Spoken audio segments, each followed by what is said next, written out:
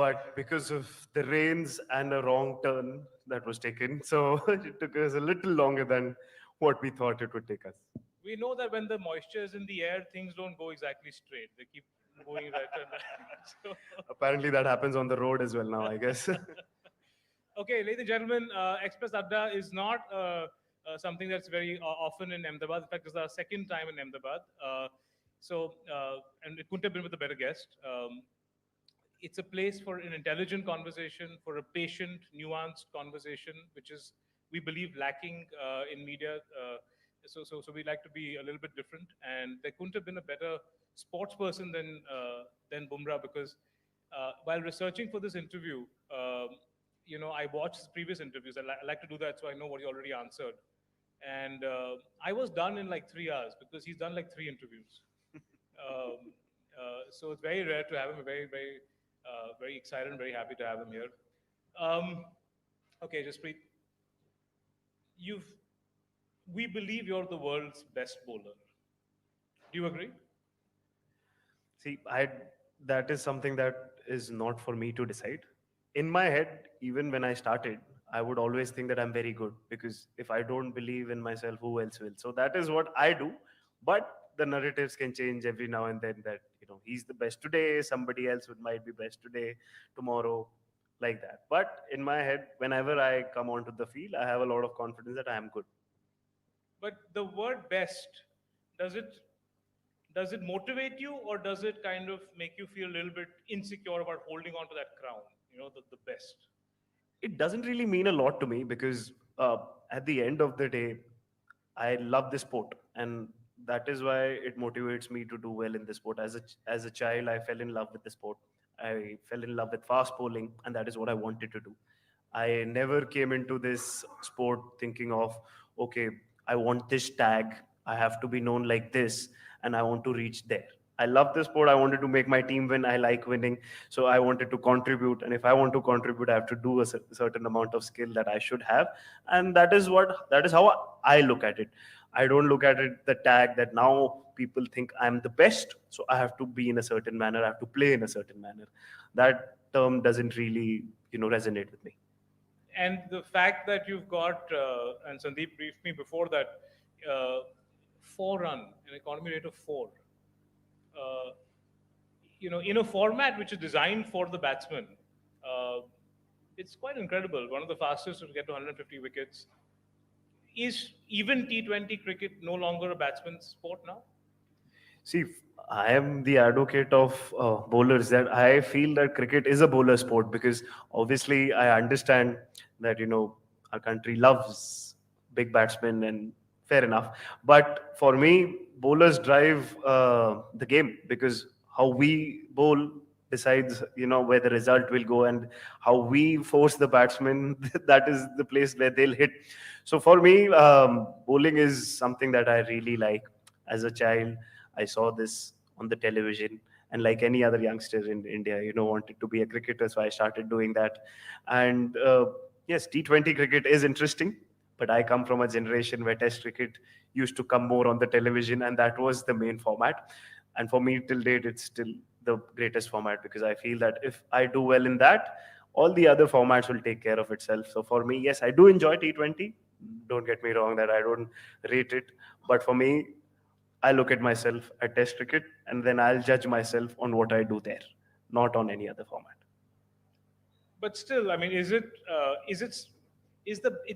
batsman bias an audience one? Then the guys who are not playing cricket but watching cricket, do you think the bias comes from the audience, uh, or is it something that you're fighting even internally within the cricket with the cricketing players? See, within our setup, there is no difference between a batsman, bowler, because all of us have to do a job to make the team win. So in our circle, it's not there. Now, outside people, what they like, how they resonate with certain players, and if they resonate with batsmen, they have heroes who are batsmen. So then you can't control that, right? You cannot tell people that, okay, forcefully like Oh, bowlers. of If course, they of if course. they do, they do. If they don't, they don't. So it's like that. But obviously it comes from a place where people have to get inspired by. I did get inspired by watching the television, so I did see a lot of bowlers doing well, so that resonated with me. It might not be the case with some people. They might be No, but watching batsmen. but if you see the number of all the man of the match, it's all it seems to be a bias towards the batsman, and it's more so in India, And I mean, the captain, the Indian cricket captain, the last Indian cricket captain that was a bowler was who? Kapil Dev, I guess. Yeah. Was It's been Kapil a Dev? while. Yeah. Yeah, see, obviously, like I told you, like the batsman bowler narrative is only outside, not in the team, because everybody has to do their job. It's not like only the batters do it, then we'll win. If the bowlers do it, we win.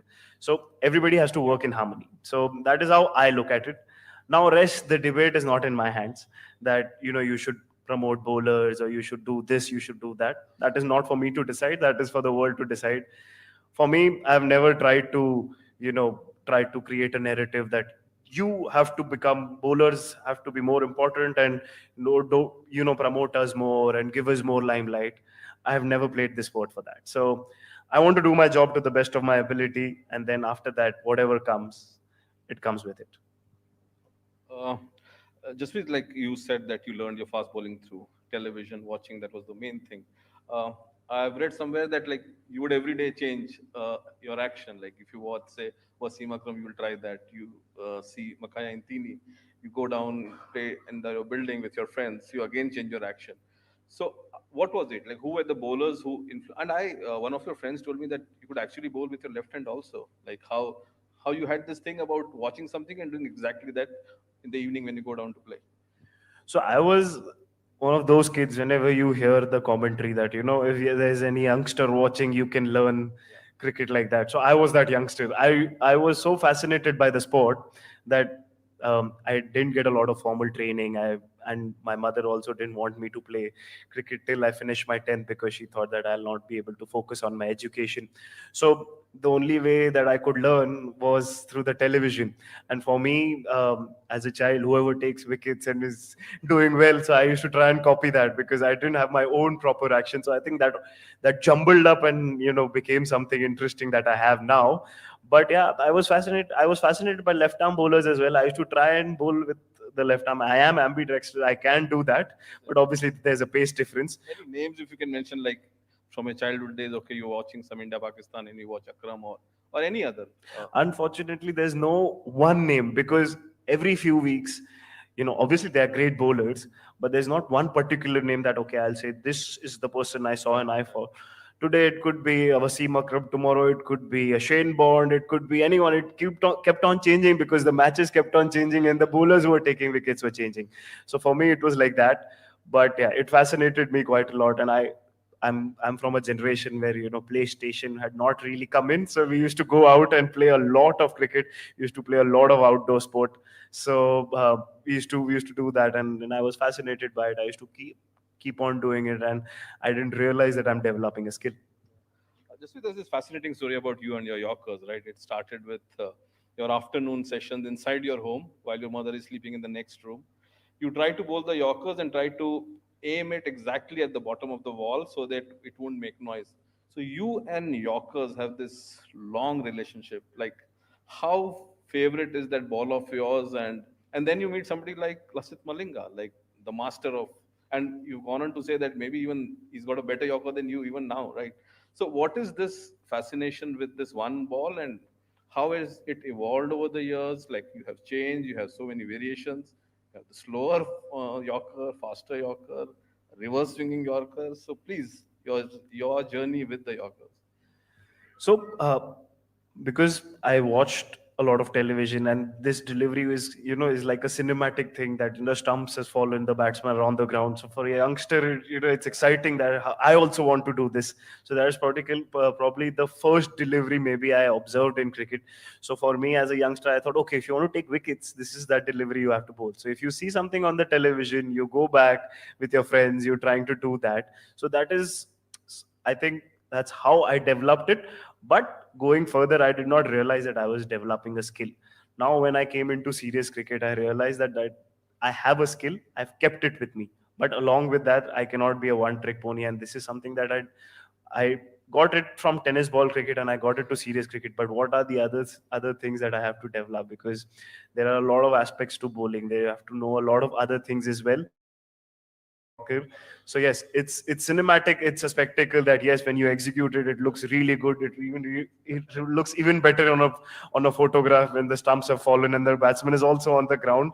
But yes, that is somehow I got fascinated by it. I used to watch videos of these bowlers, bowling Yorkers, and then I used to visualize and dream and think that okay, one day I'll also become a bowler like that, and I'll bowl such deliveries, and kids will look at me and try and follow that.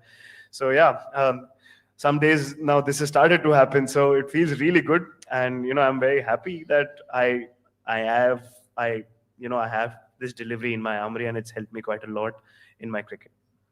Just with off late, like we see you and we remember all these balls from the T20 World Cup, like Head, Rizwan, um, Marco, right? So, and you have a knack of coming up with the right ball at the right time, right? So, like I'm sure it is like hours and hours of hard work.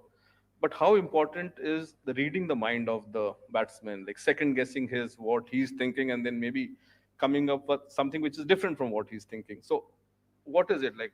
You sit with computers? Is just you think on your feet, or how does that work? So when I came into cricket, then I actually didn't know a lot, because when I started playing in the IPL as well, I even used to go and tell Rohit that you set the field. I don't know where the ball. I am going to bowl this ball. You set the field, and I trust you. Whatever you feel is right, you set the field. But then slowly I realized that I cannot be wholly dependent on someone, because I have to learn my own craft. So slowly I started doing that analysis of what do I do, how do I take wickets, and how do I become successful. So initial years when I was trying to learn the craft a little more, that is the time I used to look a lot at the data and analysis. I used to do a lot. I used to sit that this is the place where I have to bowl, this is the trend. But then later on, when I realized that yes, now I know a lot of things, I don't want to overcomplicate things. So now I trust my skill, I trust my gut, and then when I come to the game, I know that okay, I trust my decision making ability, that when I'll come into that pressure situation, I'll take the right decision, and I feel that I'll trust my instincts to take over and take the right decision on that moment. So it isn't something in the sense like, okay, the England series is there, and so okay, they have Joe Root, and this is how he plays. And you're sitting at home and generally having your breakfast, and there is this eureka moment that okay, this is what I should be bowling. You keep brooding about your bowling, or is it again, as you said, there on the field when you're at the top of your run up? So when I was a youngster, yes, I used to think a lot more. But then now I'm married. I have a child. I don't really have a lot of time to think about bowling at breakfast, and I don't really think a lot about cricket when I'm not playing cricket. To keep myself fresh and to stay hungry about the game, I try and switch off. I don't think about cricket. We don't talk a lot about cricket.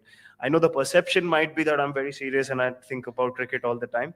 I don't. I hardly talk about it. We talk about all the other things other than cricket. And when, as I told you, when I come to the ground, then I let the game come to me. I trust my instincts and I let it take over. And then I know I have the skill. I've done the repetition so many times in the nets when I was growing up. So then I let it come to me naturally. Just be still the reading of the human mind, like understanding the psychology of a batsman.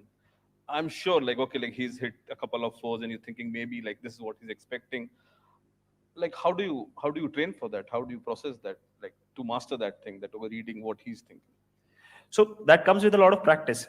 Like I told you, when I was a child, I used to play a lot of cricket and I used to do a lot of bowling in the nets because I wanted to develop skills. So when I'm developing a skill, I'm bowling against a batsman. So I come against all scenarios, right? Some days the wicket is different.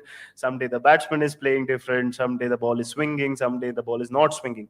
So I go back there that what has worked for me, what is the trend. I've played a lot of cricket now, so I've gained experience from that. What is the trend, how the situations have worked, and I observe as well. So I see the trend, what is working on that particular day. If supposedly I'm bowling second, I'm looking at the opposition team as well, said okay, this is what they did right and this is what they did not do right. So I'll try to learn from that. I try to learn by watching, and then and then that's it. Then you try to make the right decision at the right time. It's not that all the decisions will always come off. Some days you make the wrong call as well, but you try to take your chances on the probability that which of your decision will be right. So you try to play the odds that way, and then you go ahead and trust yourself, and you try to execute with the best effort that you can put. How much, you mentioned that you don't think about cricket as much as you used to after getting married and after having a kid. And I understand that. I used to wake up and read six newspapers. Now I'm down to three after having my he's four now, but I'm still down to only three papers. Um, so, yeah, but it seems to have improved your game, actually. The fact that you don't think about it so much. You don't think about the sport so much. It's actually improved your game. So maybe my reading of the whole situation is that uh, when you have a life and outside of the game, you have a lot of other things to think about, because our sport is so popular that you're constantly thinking, constantly trying to please the world, that you can sometimes be too intense and then you're too hard on yourself. So sometimes when all of these things take the back seat and your family is the priority at that time, you don't focus on all of those things, and you're a little calm and relaxed, and you don't try too hard. You enjoy the game a little more, because obviously cricket is very important, but family comes first. So family has to be taken care of. So in that, you're not over analyzing, not overthinking, not over complicating things. So you're nice and relaxed, and when the game comes to you, then you play with a smile, and then you enjoy the sport as much as you can. That's a lovely answer. And I want to, if I can just deviate and give a little bit of my own gyan, sorry to bore everybody. But I have this theory. I really feel like over time the world is heading to a place where in every field, not just sports, sort of we all think we need to be hyper aggressive, hyper competitive. We need to almost be bullies to win. You look at politics, look in the corporate world, and you look at sports. Uh, the gentlemanly nature of any sport, actually it's all moving towards a feeling where, yeah, you if you're not hyper aggressive, you just can't win. uh, and actually that's one thing I loved about this World Cup victory was that it's you guys, and specifically Rohit and Dravid. These are two gentlemen, at least that's the public persona of them. They're two gentlemen, and they kind of won. Their leadership won. But by and large, there is this notion that this is we're more and more moving to an era of hyper aggression, and the nice guys don't generally win. Do you feel that you're kind of against the grain then in sports in your field? So, according to me, see, aggressive notion has a lot of meanings, right? You could be calm and you can still be aggressive, and it's not that one trick thing that okay, you're aggressive, you're angry, and everything will just take care of itself. I am always of the believer that you cannot be like everyone, right? You have to understand how you are as a person. You cannot try to copy someone. You can't. Okay, you can be inspired by someone, but that person has their own skills. You must be different. You have to find out what works for you. So be it aggressive. If it's that, great. But if it's not, you can't be pretending to be aggressive, because you'll be called out eventually. So for me, I don't look at others. Yes, when I started, I'm a fast bowler. I don't enjoy getting hit. I'm not here to give throwdowns, and the batsman can hit me all over the park, and I'll just smile and be happy. But I've found my own way, that if I become too aggressive. When I was a youngster, I had this problem that I used to get too angry, and then I used to try and bowl very fast. That never worked for me. So I realized that It didn't work for you, meaning you would lose line and length. I You would would just lose line length. I would not really bowl well, and eventually I would be not helping the team, and I would be giving a lot of runs. So I realized that okay, it's not necessary to be angry and or maybe go overboard, but how do I use it to my advantage? So I kept on playing, and I realized that when my best when my best performance comes, what is my mindset? So then I'm calm and relaxed. But yes, there is that competitive spirit to win. You're not there to just participate. So that is there, but you have to find your own way. This works for me. I did not We have a lot of characters in our team, who are aggressive, and that works for them. Who wear their heart on their sleeves. Good on them. It works for them. But I will not blindly follow anyone, and I wanted to be my individual self. So this is what works for me, and this is how I try to move ahead. That every individual is different, and your qualities will always be different. Just with you talk about aggression, I'll take you to your first test match, Cape Town, right, Table Mountain, and you're bowling the first morning, right? And finally, we have a bowler who's bowling real pace and shot and all. There was these cries from all the batsmen who were in the slips. Finally, there was somebody who was giving back to them, right? So, are there times when the batsmen in the team are more inclined to ask you to bowl those short balls, or they want more aggression from you, just in terms of like what they have been getting for so many years? Like finally there's an Indian bowler who bowls at that speed. He's got a brutal bouncer also, but over expectation of bounces from you from the team at times. No, no, not really. See, aggression, as I told you, when I was a youngster, it's not necessary that you have to go out there and, say things verbally. There have been great bowlers who've not said a word, but their face says everything and their actions speak a lot. So, usually, I've not been in scenarios where I had to fight a lot.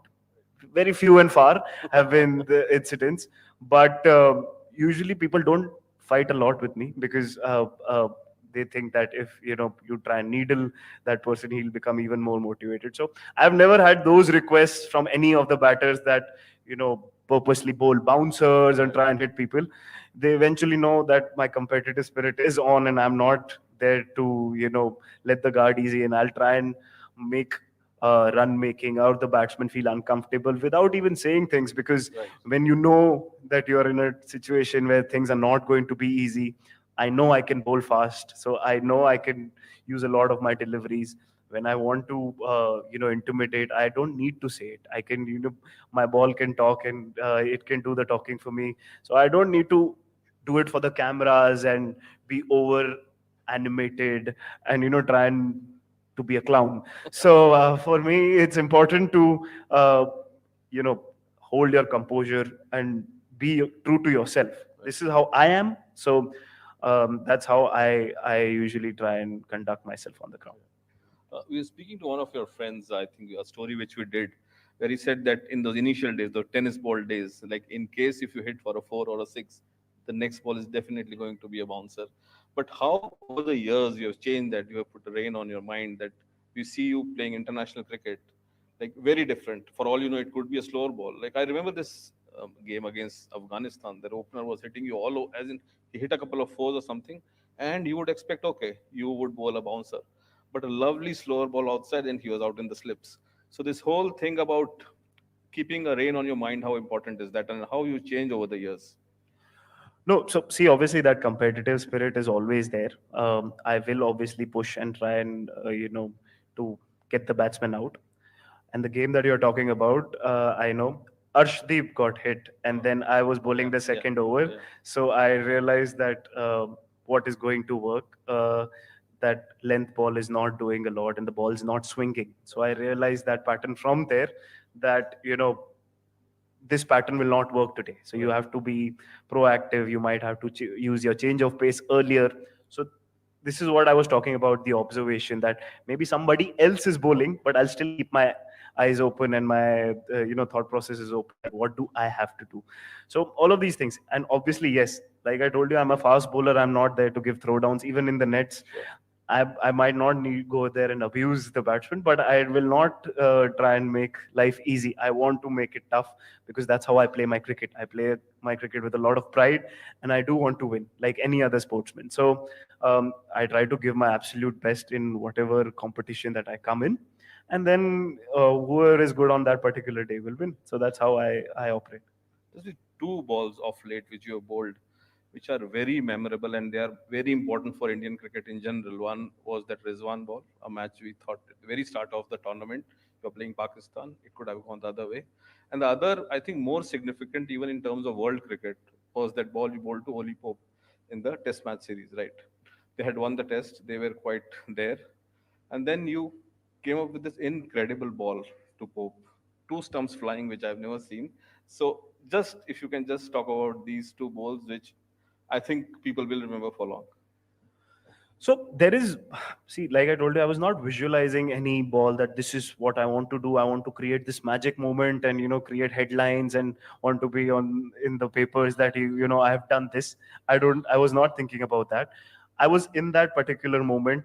Like it's a cliched term that stay in the present and follow the process. But I actually was in that I was focusing on how can I help the team against Pakistan, where we were playing in New York. Yeah. It was a challenging wicket. It was not that easy to score runs, and there was a decent amount of help in the wicket. So we had done well. We'd bowled well, and we were creating pressure. Yes, we did not have enough runs. So in that particular moment, you understand that when I had come, I understand the thought process that he was there. If he would have hit me, then it dents the But isn't confidence. it the other way around? He shouldn't have hit you. You are the best bowler. Yeah. But You, I was thinking that yeah. he might look to hit me because it gives a statement, right? Absolutely. It gives a statement that if he's hit me, that I was bowling really well on that day. Right. So it would help their confidence, and then pressure would come to us. So yes, so I was trying to keep an eye that what are the kind of deliveries that are difficult to hit. So I realized that there was a little bit of seam on that wicket. So I tried to bowl that, and the wicket came, and then we created a lot of pressure and won the game.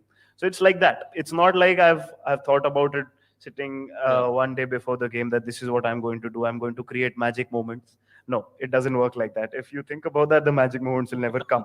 So the game will give you magic moments, but I have to be in that game, and I have to think about what I have to do and how can I help the team. In that, if you create magic memories, that's great. The baseball thing, with coming to the Olipop dismissal, like it would have, even like if they had won in India also, again, like the world would have said that this is the new way of playing Test cricket. And that changed, that moment changed that series, right? How important was that?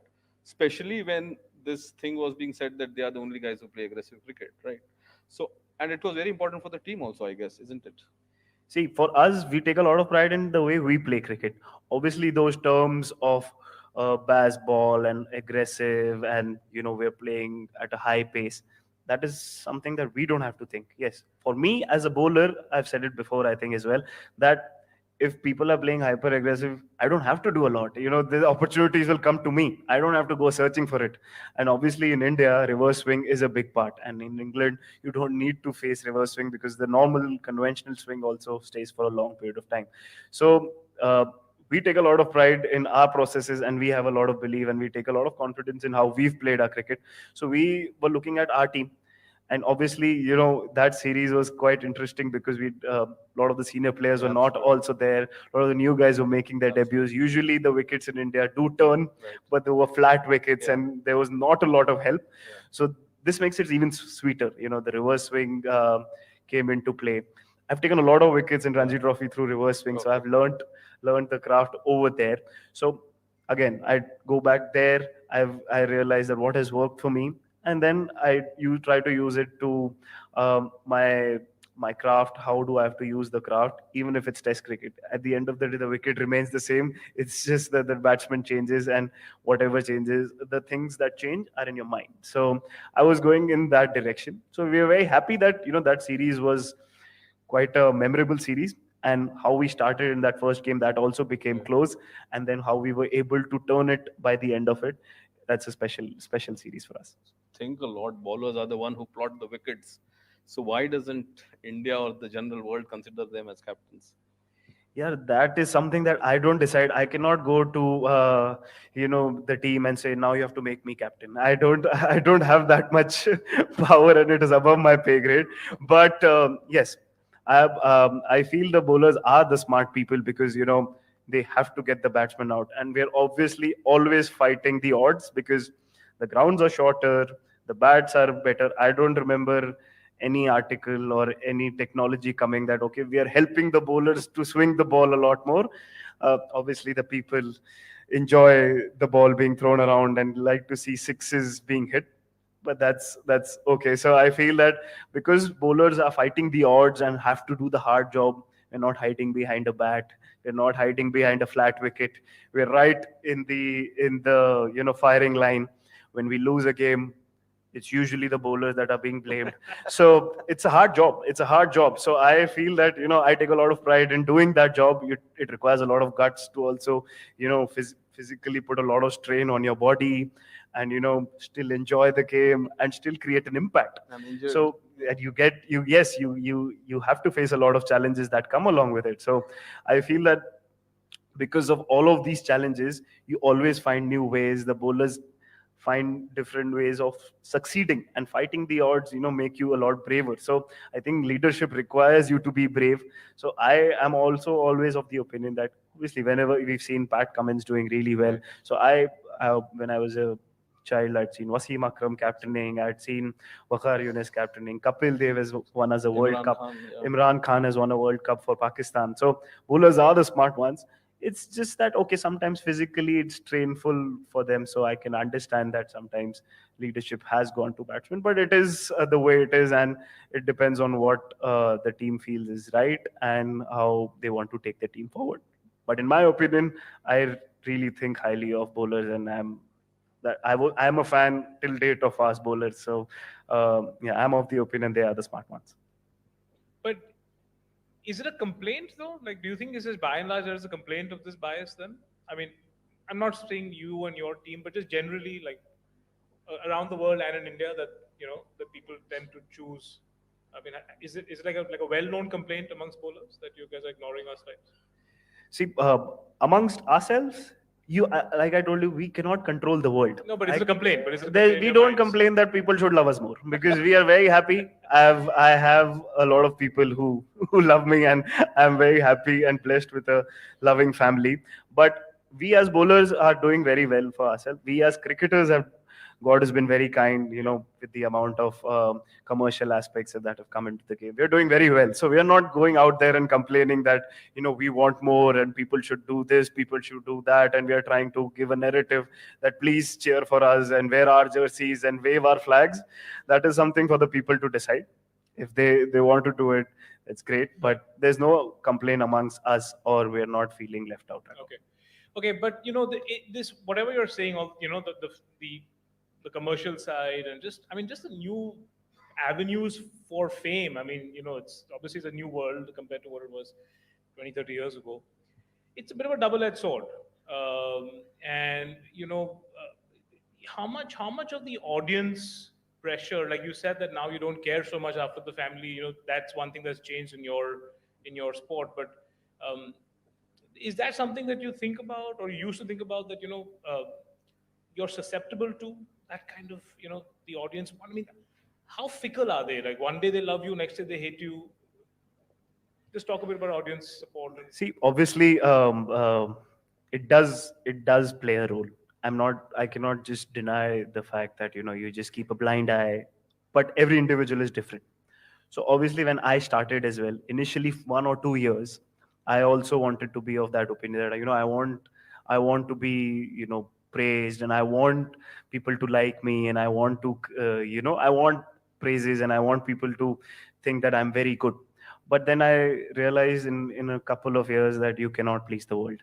So I thought that if it's a battle that you cannot win, it's no point fighting that battle. So I stopped completely. I looked at what is important to me and what is the thing that is going to be constant and that is not going to change with time. So that eventually I cordoned it out, and I realized that the people who are close to me and my family, they'll always give me an honest review. They will not you know just sing praises for me even if I do well or bad. So I realized that quickly. Obviously social media and opinions are way too many now. So people have to, be thick-skinned. Players do have to find their own way. For me, what works for me is I don't take anything seriously because apart from my game and my family, that's all that matters to me. Today, people are praising me. Great.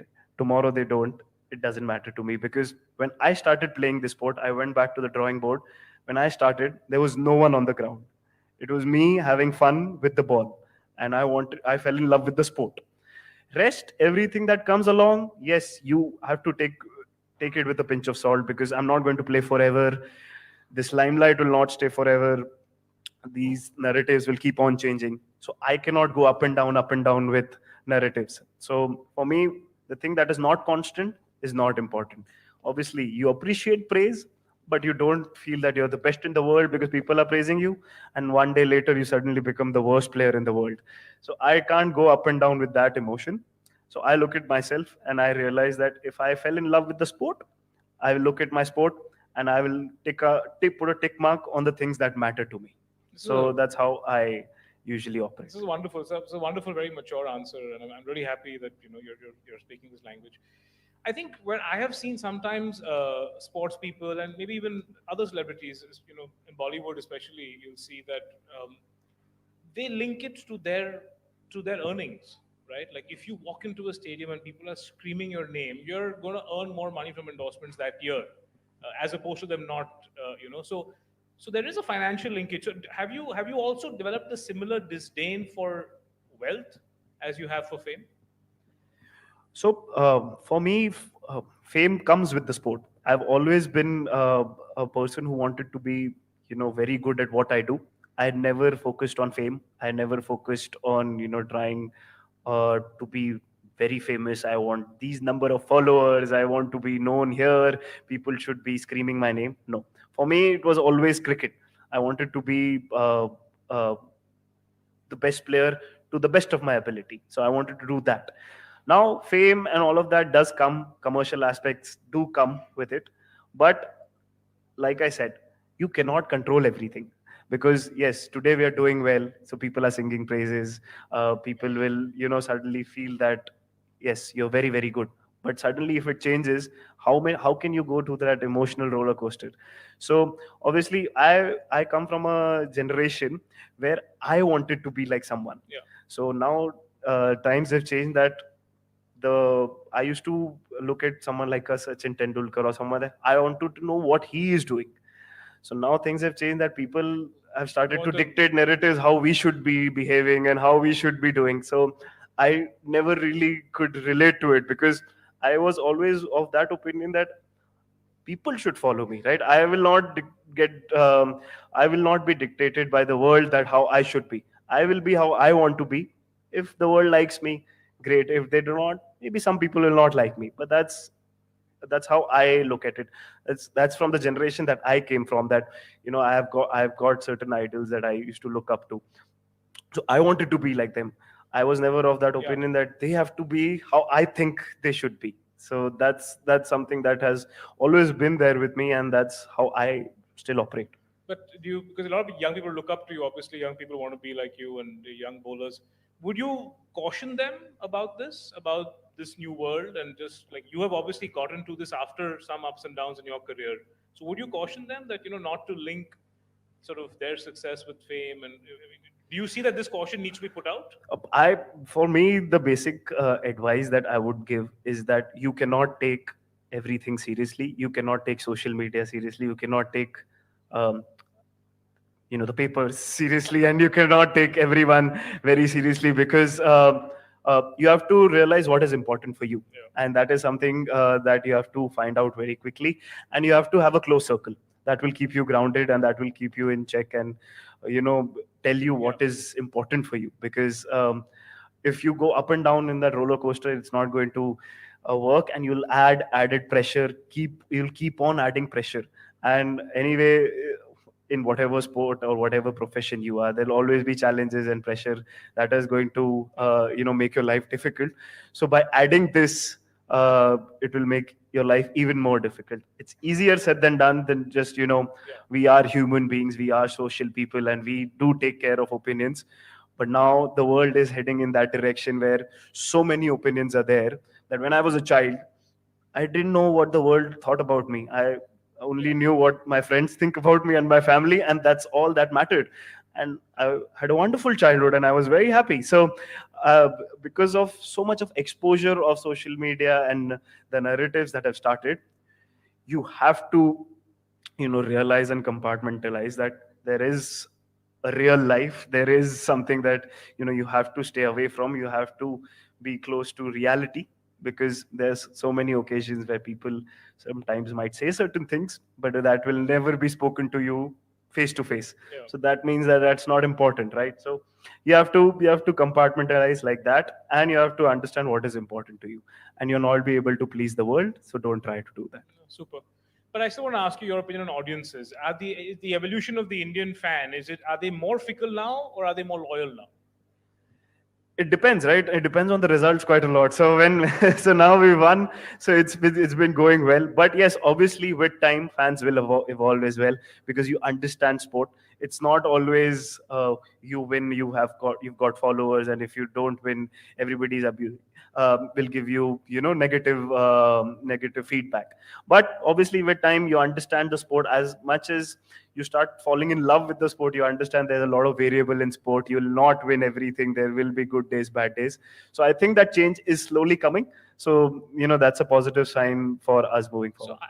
I must say I was a little surprised with just how brutal fans can be, and I don't know whether I don't remember seeing that growing up when we were the fans in the stand. I mean, I'm not in the stand as often as I used to be when I was in school and stuff, but I mean the kind of single just if you just look at what happened with Pandya with Hardik, it was. I mean, we saw scenes of him entering his home ground and the kind of and the armies that kind of come around. One is a social media piece, and now that how much of it is authentic, we don't really know all of that. But when you see sort of walking into a crowd, your own home stadium, everybody just being so brutal. I'm not going to repeat words and all that I was picking up. Did that not surprise you?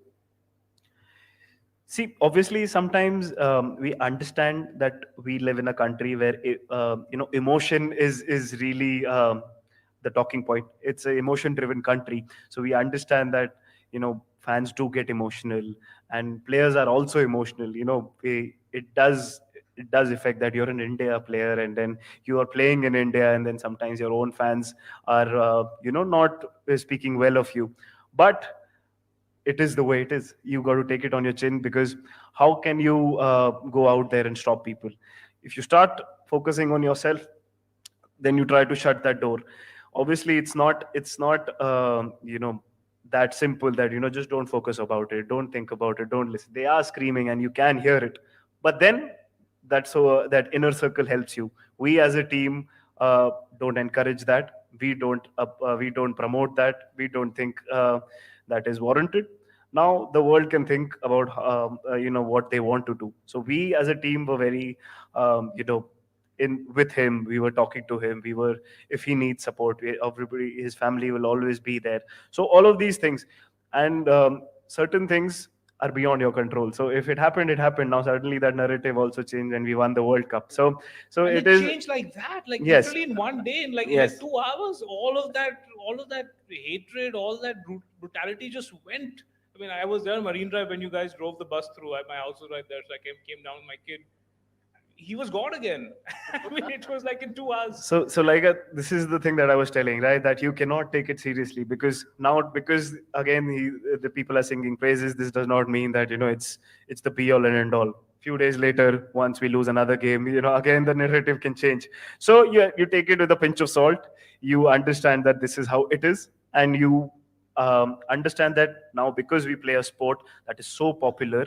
Every sportsman will go through this, that things will go up and down. In football, you'll see fans booing people, but people take it on the best players in the world face all of these things. So this is a part of the sportsman's journey, that yes, things might happen that are not great. That's not a great spectacle. Sometimes it's not fair also, that what you're facing, but it is the way it is. We live a great life. We've got to get a lot of good things in our sport, and we are doing very well for ourselves. So all of these challenges will come, and they'll make you better if you take it in the right manner. But you guys decided to you were hearing that stuff in the home state, and you decided to proactively go and be supportive. Yeah, we as a team, we play cricket. It we cannot leave a man behind, and we cannot think about, okay, we're not going to think about it. We are there for each other. Everybody's trying to help each other, and if anyone needs help, it might not be someone, because I played a lot of cricket with Hardik. It might be a youngster who's just come into the team, but we are together, and we just it's us against the world. It's like that. So we'll try to give as much support as we can, and obviously you don't want to intrude too much as well. So you give the person space as well. But whatever help is needed, as I said, we do not appreciate or warrant that we are spreading that, and it's fair that this should happen or that should happen. We were together, and we were trying to help him if he needed help. You spoke about football, and in this world divided between Messi and Ronaldo fans, you are a Abramovich fan, isn't it? Yeah. So, what could be the reason? I read a line from his book, I wanted to stand up to the whole world and show everybody who's doubted me who I really was. Is it something which you connect to? Uh, and what is the reason why you like this? So, see, like I told you, I've never been a crowd follower. So it's not like because 50 people like certain people, I like that person. I've always been very different in that aspect. I am a fan because his story resonated with me because when I started playing the sport, I come from a family where nobody's played the sport, nobody knows anything about the sport. So not a lot of belief was there, so I had to instill belief in myself that I'll be a cricketer. Then I came into the sport. I used to bowl a little differently. I still do. So people did not have a lot of belief in the cricketing setup, that what is this bowling style, this will not last. So fighting the odds and making it big, that is something that I had seen in his story as well. And not letting the world affect him, and in fact dictating terms how he wanted to live his life, Right. that is something that resonates with me, and that is something that I also picked up. So that is why I'm till date a fan. And he lives his life how he wants to live, Right. not the world, how the world will dictate. If you like him, great. If you don't, Right. that's how it Don't is. mind. So that is why I think his story resonated with me, and I went more into it, and I became a fan You met him eventually. ever? I've never met him, but You would want hopefully to. one day, I get an opportunity to meet him. Okay. You said that nobody from your family had played cricket. So there's this interesting thing, I think, where your mother says that she gave you 3 4 years till your graduation to work out on cricket. If it works, great, or you go to Canada, which is a very Punjab thing, I guess, right? So could you do you sit and ever imagine that what you would have done going to Canada? Maybe you would have been playing this World Cup for Canada for India's bad luck. It didn't happen. So, what you had in mind about in case cricket doesn't work, what could have been the future for you? See, if I'll give a really honest answer, I have no clue. Because in my head, I'd always convinced myself that I'm very good, and somehow I'll become a cricketer. But yes, obviously you come from a background where nobody knows anything about the sport. My uncle, lives used to live in Canada. Now he lives in Okay. America. So he lives there. So we had decided that okay, Okay. till my mother had given me a few years that okay, you can try whatever you do Right. is in this cricket Right. and all, you can try. Because she thinks that so many people play Absolutely. sport, and how will you get there? We don't have a lot of means to give you, and you've not really done this since you were a child. So it's a fair as well. But we thought that okay, we'll give it a shot, and then probably I'll go and study in Canada and try to make a living there. So yeah, in this World Cup as well, I met the Canadian team, and they also jokingly asked me that, if you would have come here, we would have played the World Cup together. So that was a conversation that was funny to have. That now I don't think you'll you'll even think of coming.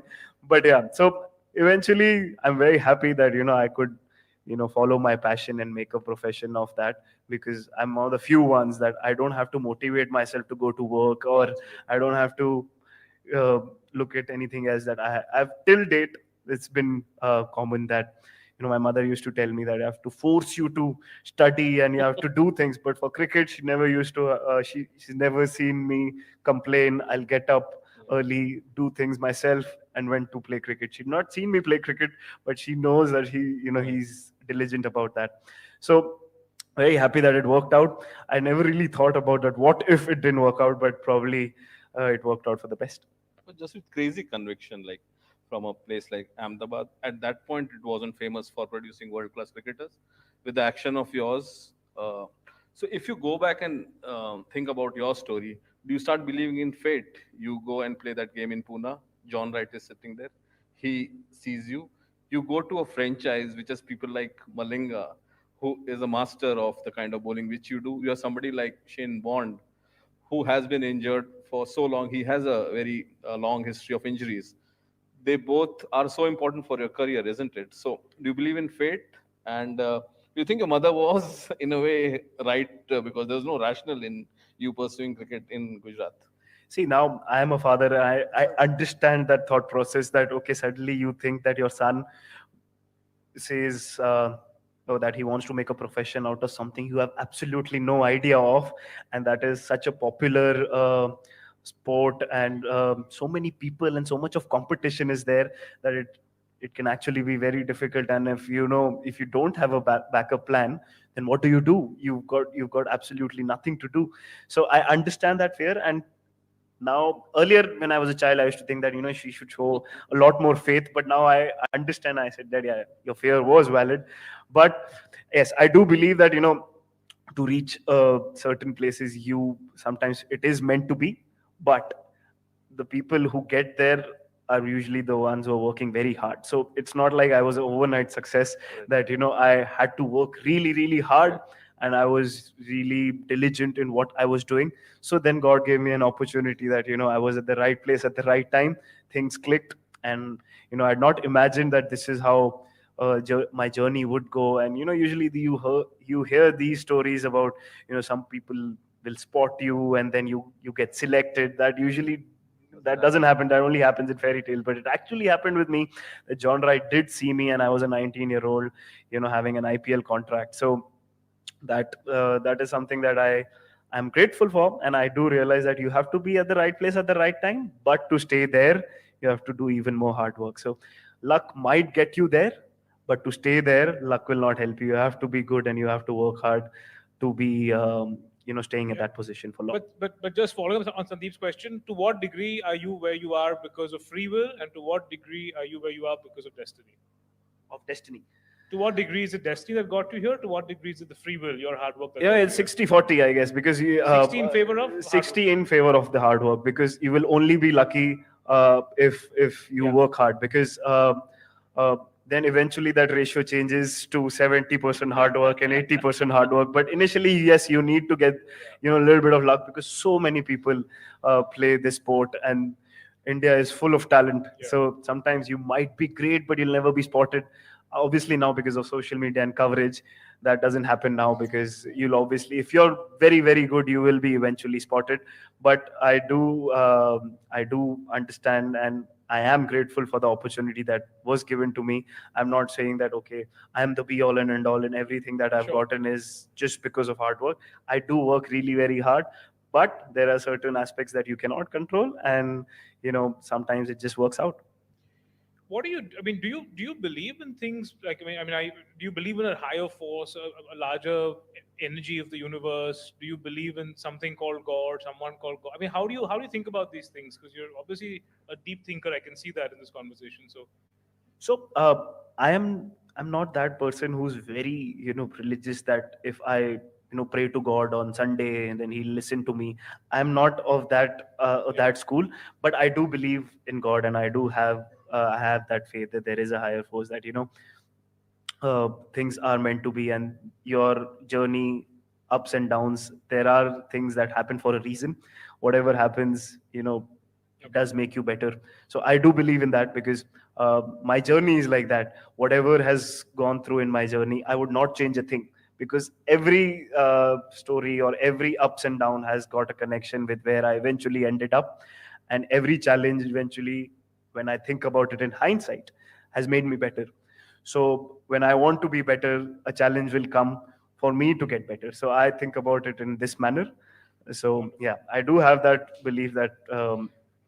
it's a journey, and everybody's journey is different, and it will go in a certain way it's supposed to be.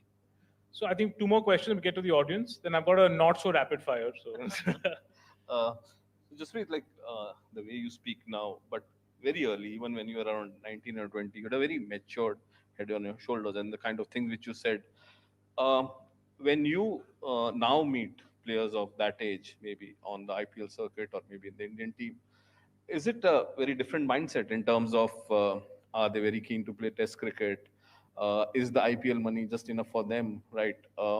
See, and do you think as a senior player who's seen it all, a compulsion to tell them that boss, what you're thinking is not right. It's only Test match which will make you a complete player. Do you think that obligation towards Indian cricket and the game in general? See, when I was a 19-year-old, my life has been different. I lost my father very early, so we became very close as a family. So obviously my upbringing was a lot different to others, and I was of a generation where the opinions and that money had not really come in that quickly.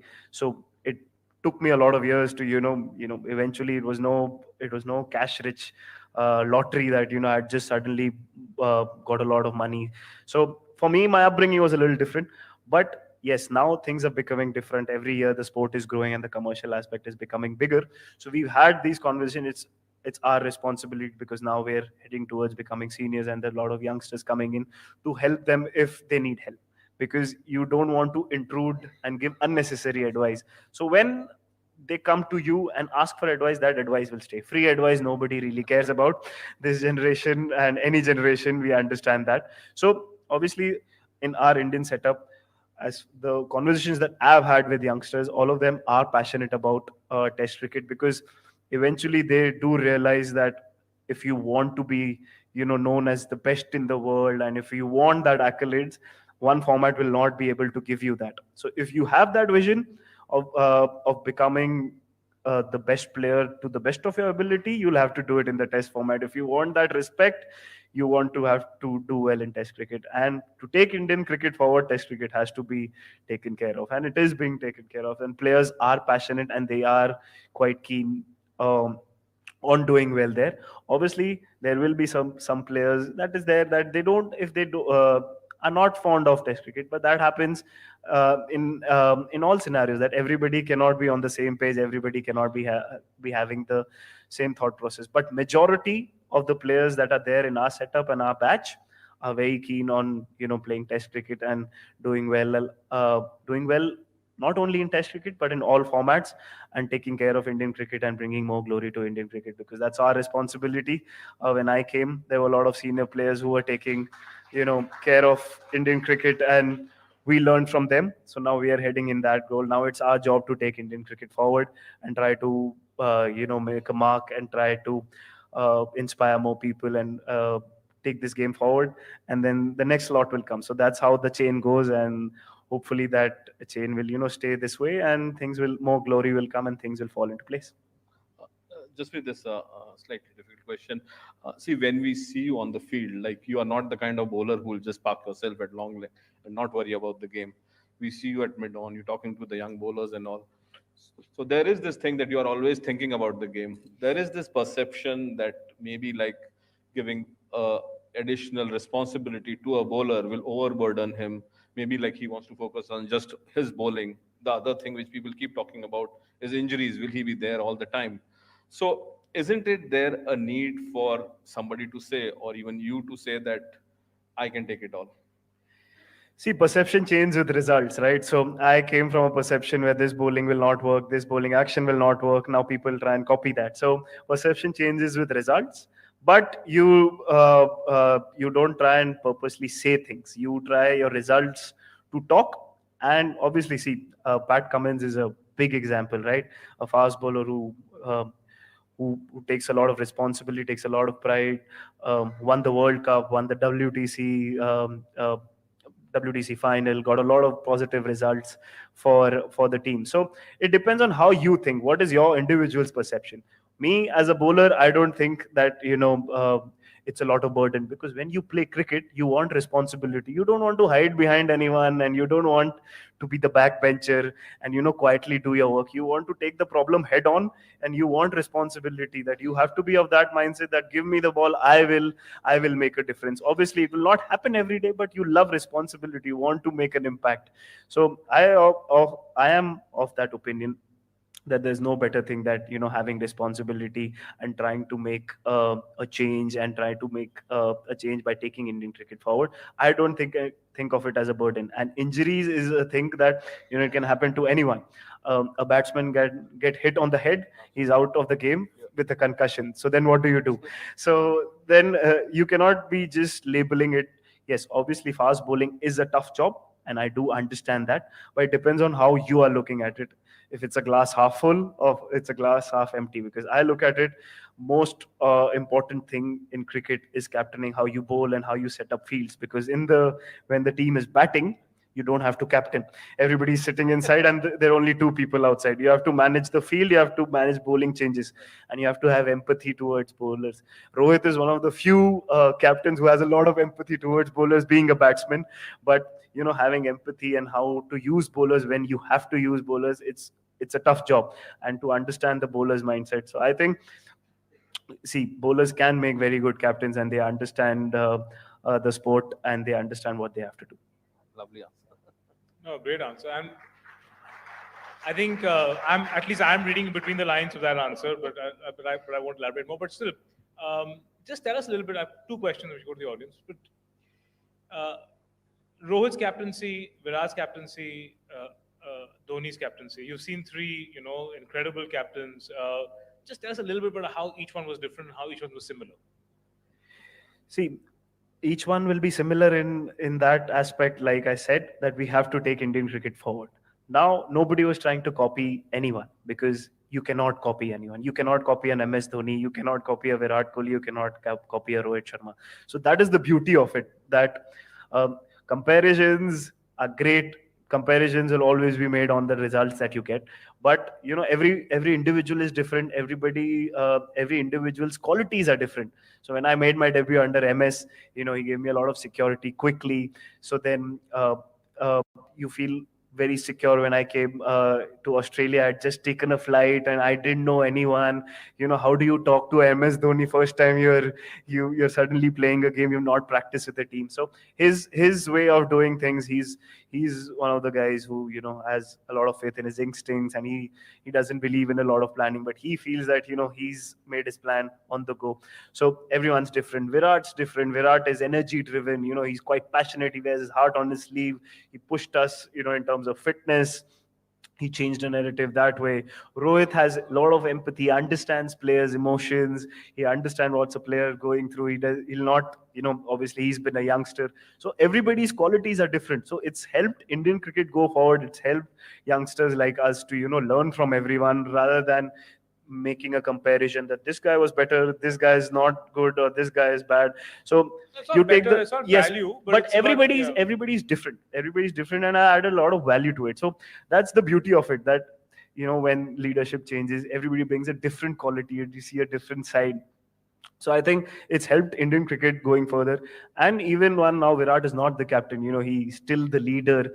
It Captaincy is a post, yes, but the team is run by 11 players, and you need a lot of leaders in the team, because the captain has a lot of responsibility. He might be thinking about bowling changes, he might be thinking about something else.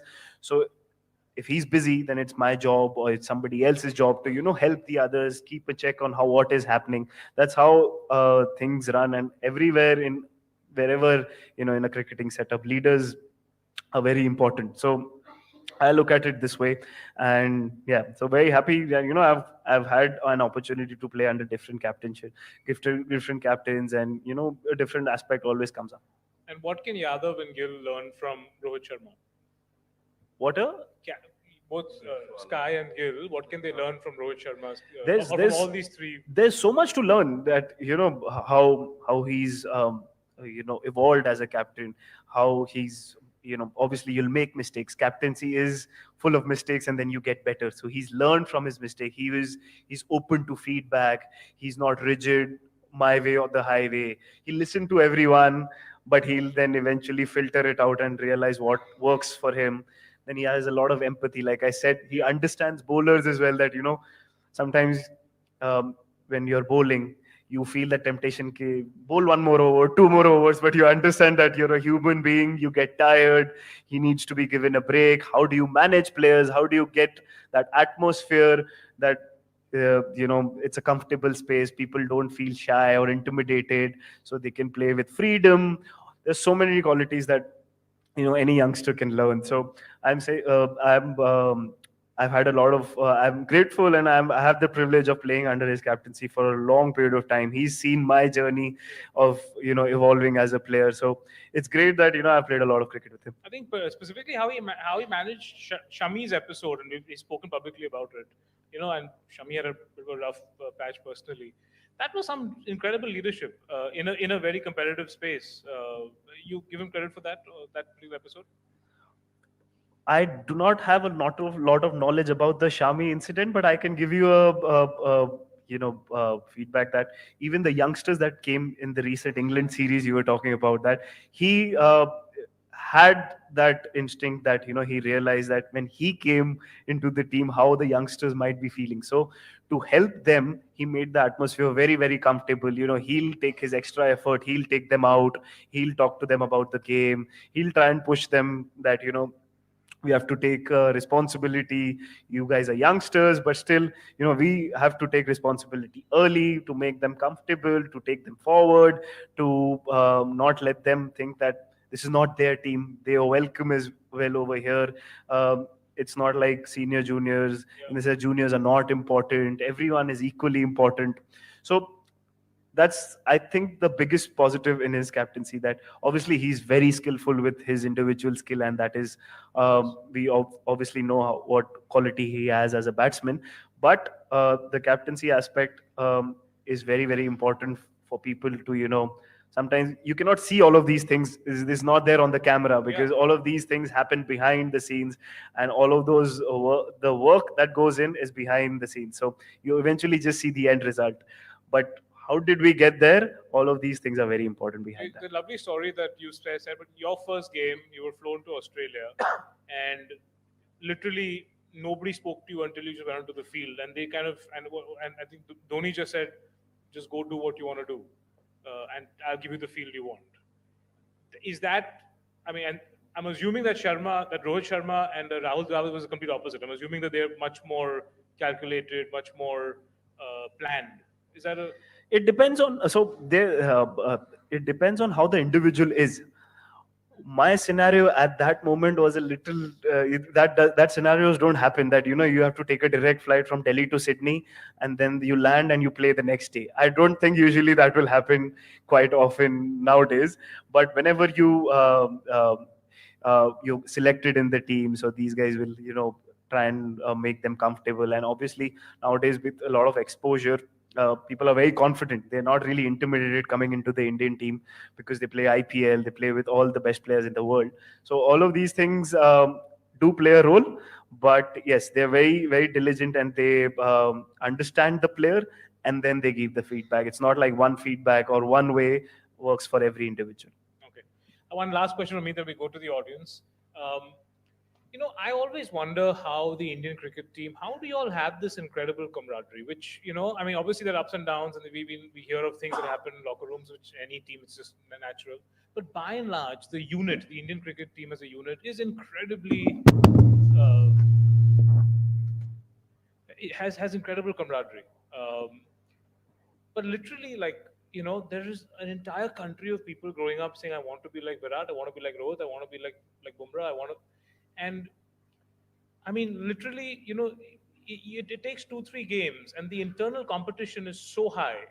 How do you balance that camaraderie, knowing that there's always so many people who kind of want that spot? It's a very coveted spot that you have, and you also want them to evolve, and you want the young guys to be faster than you, better than you. So how do you deal with that? How does that camaraderie maintain when you know that, listen, you don't have to run faster than the tiger, but just run faster than the guy next to you? That old corporate saying. So I think, because everybody's gone through a similar journey, everybody knows the hardships of making it big, and everybody, all of us had the same dream of eventually reaching to the Indian team and doing well for them. So I think that plays a big role, because we understand that we are together, right? We'll get praises together, and we'll get criticism together. So amongst each other, we cannot fight, because if we are fighting amongst each other, then it's not a team. So team sport, I think, has a big reason, is that because of the team sport, we have to be together. We have to have an individual goal, not an individual goal, but team goal, that what individuals have to do to reach that team goal. So I think that really makes a difference, because all of us are together, same journey, and then whatever we get, we'll get it together. We've never had this possible thought process in our team, that I should get this and this person should not get this, because eventually all of us think about our team and Indian cricket. So that No, is why that's I fair. think camaraderie stays. No, but I mean, I mean, how do you resist the temptation or the mental temptation for just kind of saying that, like, yeah, this new young kid who's now 21 years old is bowling as fast or faster than I used to, and then how do you resist the temptation of being threatened by somebody who's appearing like he has a potential to take your spot on the team? But then that comes with a lot of, you have to be secure as a person. If you get insecure, then you cannot play this sport, because there'll always be competition, and that is good for you, right? If you want to be pushed, you want to be challenged, and you want to keep going further. If you're too comfortable in your skin, you'll not get a lot of results. So I look at it this way, that okay, times are changing. If things somebody is coming who's very good, so it's my job to help him, and then there's a healthy competition. In that healthy competition, the team benefits. So you have to look at it this way. You cannot be insecure, and you cannot be thinking that, I have to be better than this person. You have to be comfortable in your own skin, and you have to be confident of what you do, and you have to be pushed in any field. If you're not being pushed, you'll never be utilizing your full potential. Fantastic. Okay, great. Can I? Super. No, Bumrah, more power to you. Okay, I have a long rapid fire. I really couldn't prune it down as much as I wanted to. I normally do. So we'll get to that. But can I get a quick show of hands? How many questions there are? Oh gosh. Uh, so do you mind if we take two at a time? Yeah. Okay. Let's start at the back. Can you get the mic at the back, please? Yeah. The gentleman in the blue shirt and the gentleman in front of him. Yes, please wait for a mic. And do a short introduction of yourself, please. Yeah. We generally like to, we believe in a affirmative action, so more women hands up, we'll get more mics. Generally, is how we do it. Go ahead.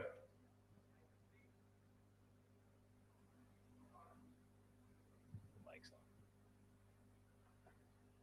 And can the first row also get, can I see some hands on the first row as well, please? Yeah. Yes, good.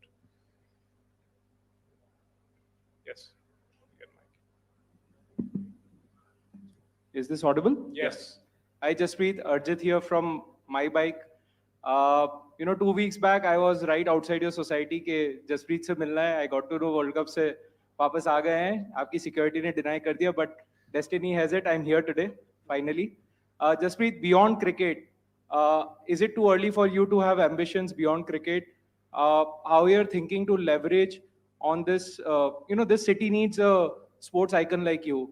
So, are there any ideas around beyond cricket in terms of impact? Just want to know that side of you. See, obviously, it's a little too early to be thinking about, what is life after sport. But obviously, um, I am passionate about the sport, and I would want to help the sport in the best way I can. But yes, I live here. I am from here, and I started my journey from here. So I would want to help as many people as I can when the time comes, even till date. So yes, I've not yet thought about too far ahead, because then I will not be able to enjoy the now, because I want to enjoy my whole journey. I want to give it my absolute best. I don't want any regrets. So I've not really thought about what is after the sport. But if given an opportunity, I would love to help the sport and give it back to the game. Yes, in front, please. The gentleman in the same table in front there. Okay, there's a lady behind you. You can give it to her. Yeah, the lady behind you. Yes. Hi, Jasprit. Short intro, short Big question, fan. please. Yeah. You got a lot to go. I'm Aarti. Big fan of your bowling, as everyone is. My question is, you go ups and downs. How your family tackles, how your wife, how your children go through this whole journey? We'll take one more question at the Yes. same time. Okay. One more question there. Yeah. In front. Right here. Please give it. Short. Yeah, this is Dharmesh Shah, Vice Chancellor of the university. I just have because when you started a career as a bowler, there is a traditional bowling actions, and your bowling action is completely different. So I'm sure that you must have an initial struggles getting into the team. And what is your mindset during that period? So, to answer the first question, my son is 10 months old, so he doesn't know what is ups and downs, and he doesn't know what is good day, bad day. He's happy all the time. But my family, as I told you, that my family is who's come from an education background. They understand how the sport works, in the sense that we've kept life very simple. At home, I'm not an India player, or I'm a test captain, so I'm not that person. At home, if my mom tells me I have to sit down and eat food, I have to sit down and eat food. I listen to my family and try to keep it as simple as possible. And not to think about it and try to take everything on my stride. Everything, as I said before in the interview as well, ups and downs will be a part of your life. If you want to grow in life, you have to go through that journey. So I take it in that aspect. When a down comes, it's come to make me better. So I think about it that way. And the good is there. You don't lose your shape, or you become crazy that you are the be all and end all. So you take everything with a pinch of salt. You accept the good times and you accept the bad times as well. And the second question was related to my action. So yes, I never really faced struggles to get into the team, but I never really had a lot of formal cricket growing up. But I always believed in my action. So I thought that it doesn't matter if nobody, people are not believing, because if I'll play on others' confidence, it will never work. So I told myself that this is how it is, and I'll try and improve and try to get the best out of this. Can we get the mic to the first row here, just to move around? I saw a gentleman here, please. Yeah, go ahead. And somebody else. Hi, Jasprit. I'm Mr. Kamrat. I'm a businessman. So my question is business. So when do you see as a business? I see you as a businessman starting your own startup. And when do we get to finance you? Because you have a nice business brain. That much I know. See, this is the first time I've heard that I have a business mind. But yes, obviously, you think about all of those things.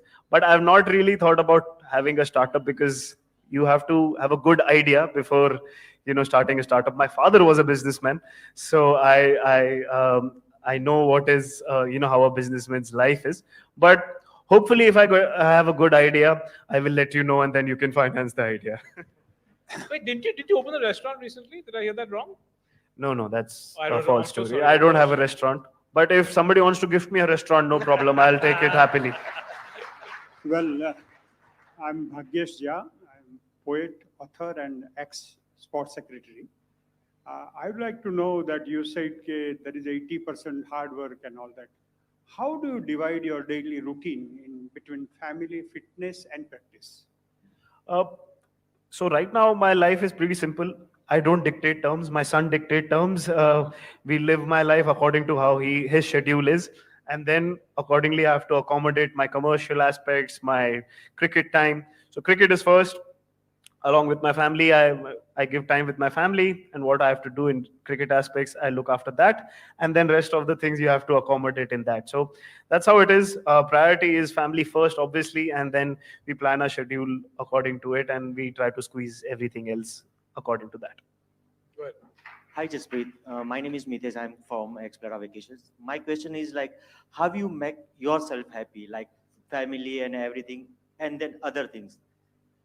For me, the biggest happiness came when when I played for India, and my mother, we because I lost my father very early, we faced a lot of struggles.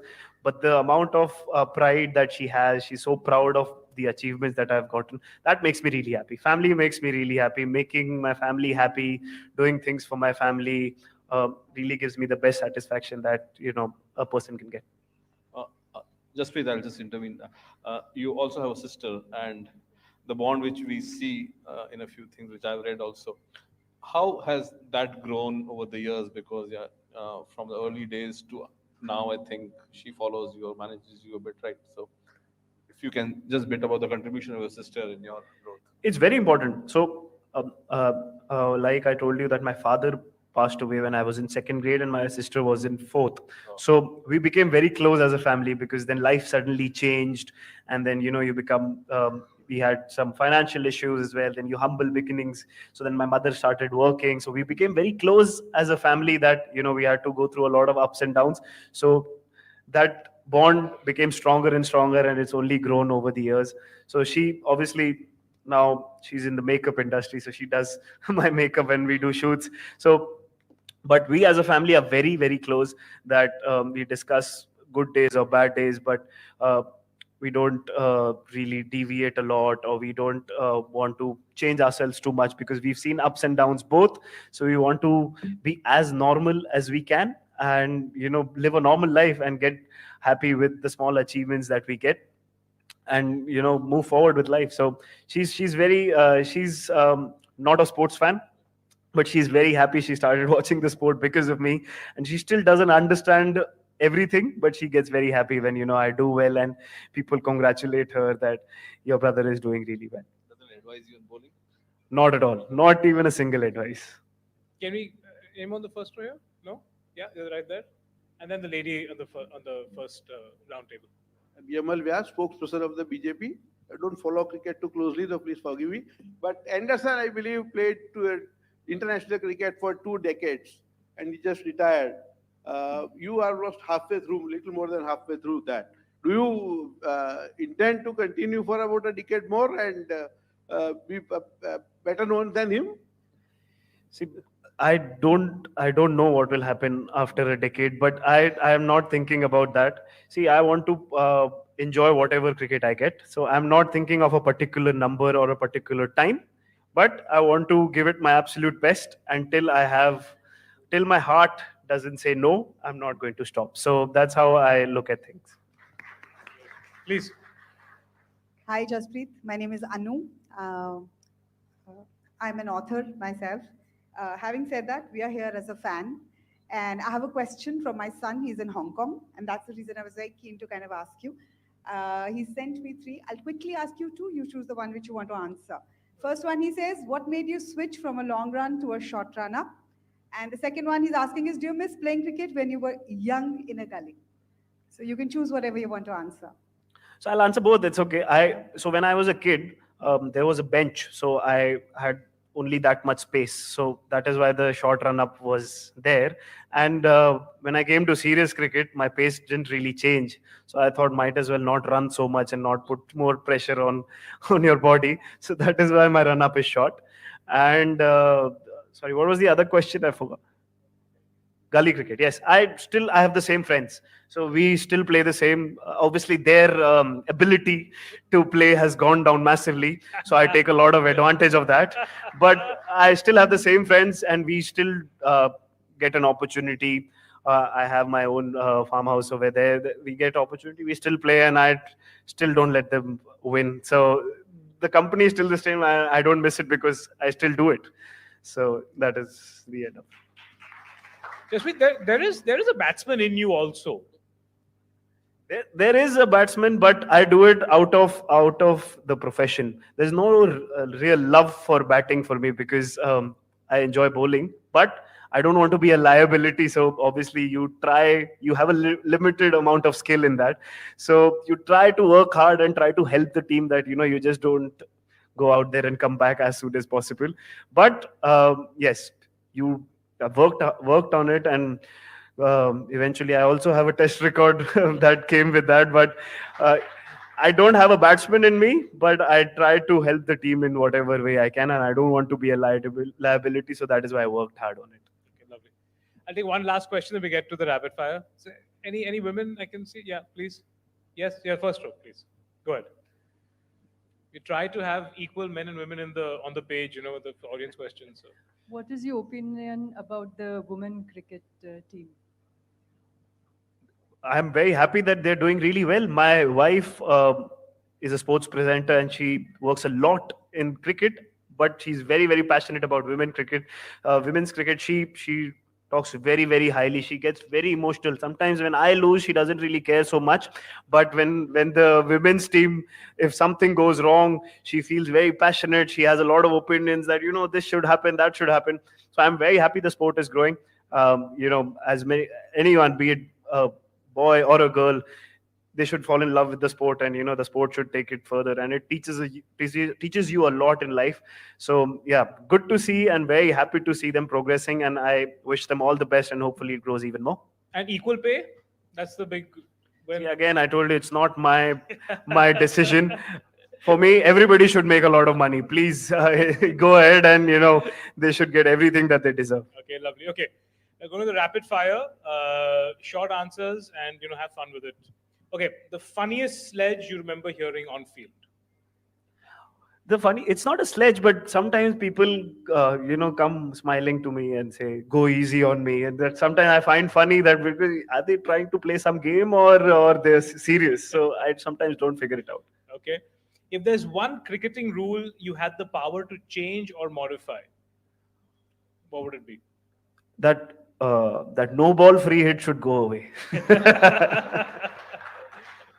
Okay, one thing no one knows about your wife. That when I made my debut in my first year in international, that was her first year in sports. She started as a presenter, so we started at the same time. Okay, yeah, lovely. Your favorite moment in the entire T20 World Cup? What was that? Your one favorite moment? The last ball that finally we won. We've been trying really hard, and midway through the game, you're confident, but people started getting quiet a little bit, and shoulders started dropping. So from there we won. That was an unreal feeling. Super. By and large, sportsmanship in cricket, has it increased, decreased, or stayed the same since the day you joined? I think it's increased quite a lot. Okay. If the one umpire decision that you still think was wrong? Still think. See, obviously, right or wrong is different. But in the World Cup final, if you would have seen, I got an umpire's call on Manas Labuschagne. So I still, whenever I meet Richard, I tell him that he could have given that out, but I don't have that power. It was a decision that was made. Okay. If not Mumbai Indians, which team would you like to be in? No idea. I've not really thought about it. It's always been Mumbai Indians. First game I've played for them, so it's been more than 10 years. Okay. Your favorite celebrity sighting at the Ambani wedding? The Ambani wedding. Oh, that's an interesting question. But I always wanted to meet Rajnikant, so I met him. So yeah, I think that would be. Yeah, that's an answer. The one wicket that brings a smile to your face: Ollie Pope, Sean Marsh, Mohammad Rizwan, Ollie Robinson, or Virat Kohli on the IPL debut? I think I'll take Virat Kohli because I was a 19-year-old kid. I'm still convincing myself that I belong here. Obviously, that one wicket didn't change it, but Virat Kohli is the one. Okay, lovely. Is there any brand or type of product you'd never endorse? I would never endorse. I've not really thought about it, but I don't know. I might not be. I don't know. Okay. If it comes, I'll let you know. Okay. I might not be doing dating apps, I think. So I think that doesn't really go with me. Okay. Energy drinks, yay or nay? Everything in moderation is yay. Okay. The last time your wife and you disagreed on a cricketing matter?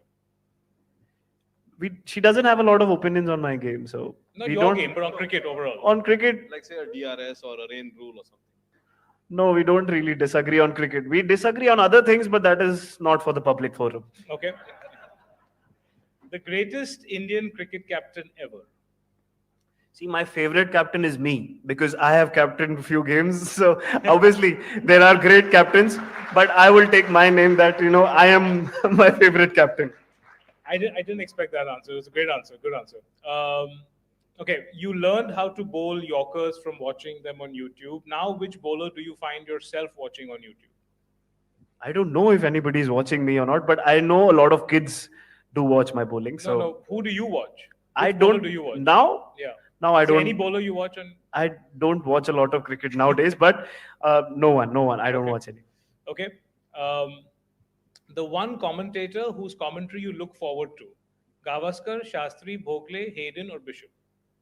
Ian Bishop. Ian Bishop I really like. Ravi Shastri is also great, but Ian Bishop has that Caribbean. Okay. The one bowler you believe has the potential to one day be the next Jasprit Bumrah? I hope everyone becomes even better than me. I don't look at one bowler.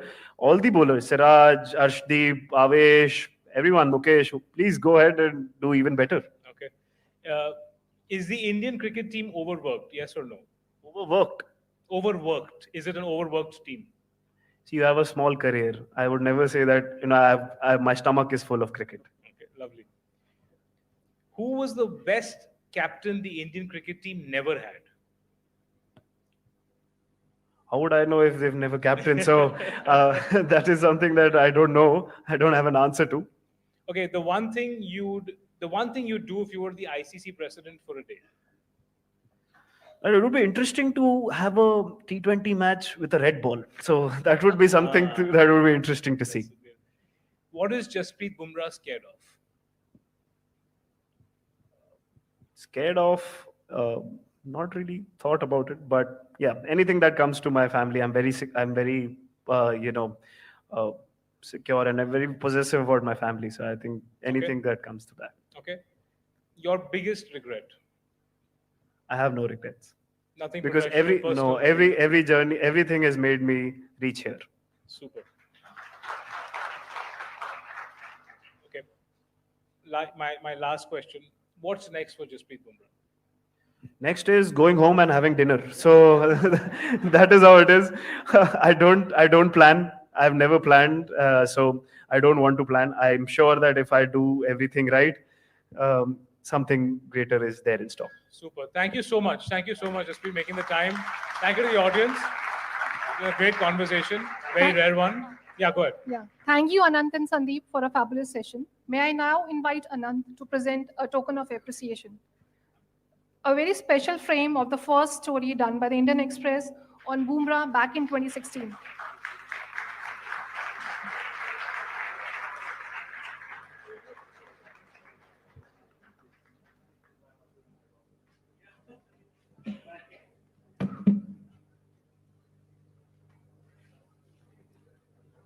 As we conclude, I would like to thank our partners. Presenting partner, Religare Enterprises Limited, co-presented by Adani and GMPC.